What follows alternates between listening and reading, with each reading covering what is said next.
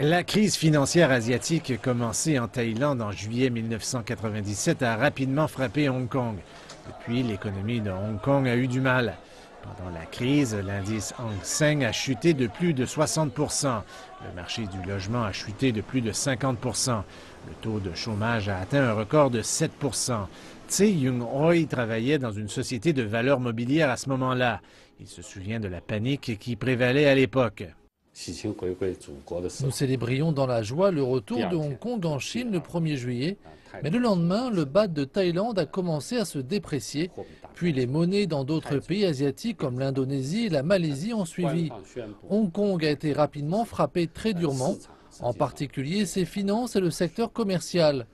Le PIB par habitant était de 27 000 $ américains en 1997. Le chiffre a considérablement diminué jusqu'en 2006. Il a fallu 10 ans pour s'en remettre.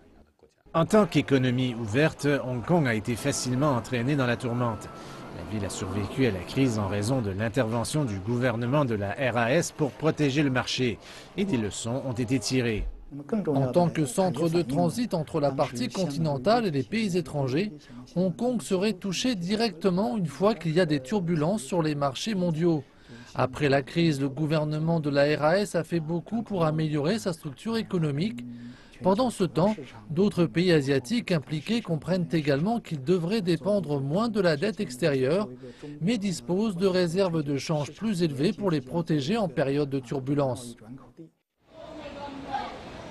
Maintenant, 20 ans plus tard, Hong Kong reste un centre financier international. On le qualifie d'économie la plus compétitive du monde. C'est aussi le plus grand centre offshore pour le renminbi et en 2016, le plus grand marché pour les introductions en bourse.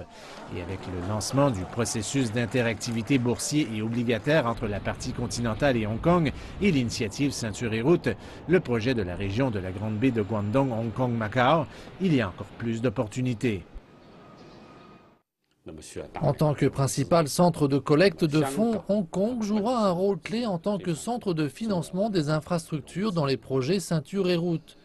Le PIB total de tous les membres de la région de la Grande Baie était de 1 400 milliards de $, soit le double de celui de la région de la baie de San Francisco.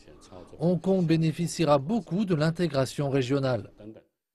Plusieurs observateurs disent que Hong Kong devrait participer activement aux initiatives de développement du pays qui sont essentielles au statut futur de la région.